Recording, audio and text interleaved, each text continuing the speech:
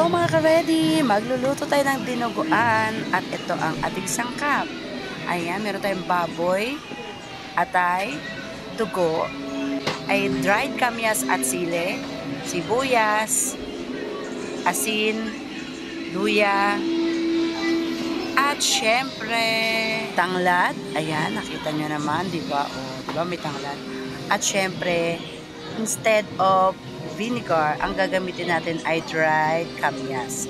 So, ano pang inaantay natin? Tara at simulan na natin ang pagluluto ng ating dinuguan. So, first time nyo lang din ba narinig na dinuguan ay kamyas ang ilalagay? So, ito na tayo. Buksan na po natin yung ating apoy at igigisa na po natin yung ating mga sangkap. So, ano pang inaantay natin? Samahan nyo na ako at magluluto na tayo. Syempre, nilagay ko na kagad yung mantika. Ilalagay na rin natin ang ating luya. Una muna yung luya. Ayan. Ang susunod naman natin, yung ating bawang. At ayan na, halu-haluin na ng konti. At pag nag-brown na, syempre, ilalagay naman natin ang ating sibuyas.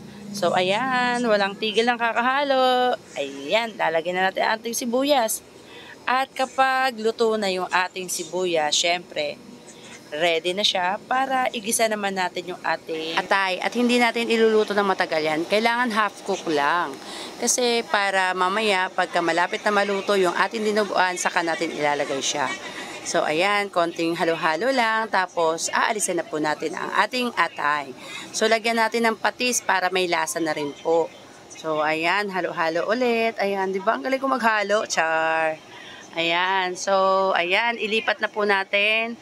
Ayan, at nilipat na natin yung ating atay. Half cook lang po siya. At ayan, nagtabi tayo kanina ng ating sibuyas, bawang, etc.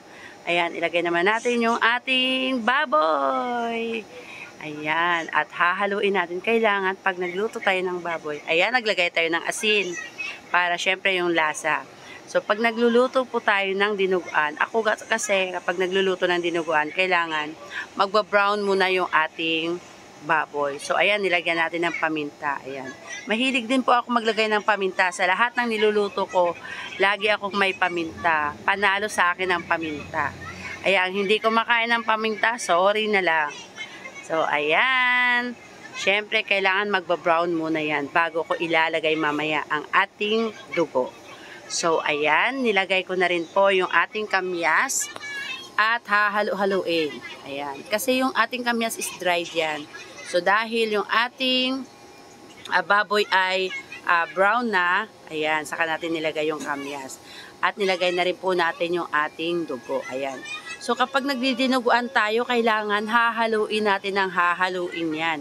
Hindi natin titigilan ng kakahalo dahil kapag tinigilan po natin ng halo, ayan ang mangyayari sa ating dugo. Mabubuo po yan. Hindi po siya perfect ang pagka sinasabi nating dinuguan. So, magiging buo-buo po siya. So, ayan, halo-halo lang. Dahan-dahan lang, syempre. With tender loving care, char. Ayan. So, dahan-dahan lang din po hanggang sa kumulo po yung ating dugo. Ayan. So, dahan-dahan pa rin ang ating paghalo. Medyo nakakangawit lang kasi nga dahan-dahan lang po yung paghalo natin. So, hindi po talaga natin bibitawan yung ating sandok para sa paghalo. Ayan, naglagay tayo ng seasoning. Naglagay tayo ng pang-magic. Ayan. Siyempre, kaway-kaway sa mga mahihilig maglagay ng magic. Ayan.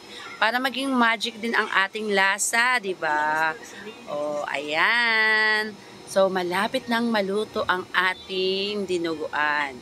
So, ayan. Kumukulo-kulo na po siya. Tingnan nyo naman po, hindi po nagbuo-buo ang ating dugo. Dahil nga po sa hinahalo po natin yung ating dugo. So, ayan mga ka-ready, malapit na nating matikman. At ano nga ba ang lasa kapag kamyas ang nilagay natin? Instead of suka. So, ito wala po siyang suka, kamyas lang po yung nilagay ko. Eksperimento po to dahil meron kaming pinatuyong kamyas. Ayan na nga, at nainip na po ba kayo sa aking niluluto? Ayan, kumukulo na at ilalagay na po natin yung ating atay. So, kapag nilagay na po natin yung ating atay, ibig sabihin, luto na to. Kasi ilalagay natin yung ating atay at tapos na ang ating niluluto. Ayan na, ilalagay na natin. So, ayan mga ka-ready. Sana nagustuhan nyo po yung aking bagong recipe na dinuguan with dried kamyas. So, ayan. Maraming salamat sa inyong panonood. Huwag kalilimutan, pindutin yung ating bell button para sa ating susunod pang mga vlog. Maraming salamat sa inyong panonood. At ayan, tatapusin na natin yung ating dinuguan. So, ayan, naglagay na po tayo ng sili. Ayan. Don't forget to like, share, comment, and subscribe to my YouTube channel. Laging ready. Siyempre, ready ako lagi, no? Ayan. At huwag kalilimutan, mag-comment kung okay po ba ang aking niluto. Try nyo din minsan magluto ng dinuguan with dried kamyas instead of suka. Ayan. Healthy pa. Oh, thank you for watching. Bye everyone. See you again next vlog.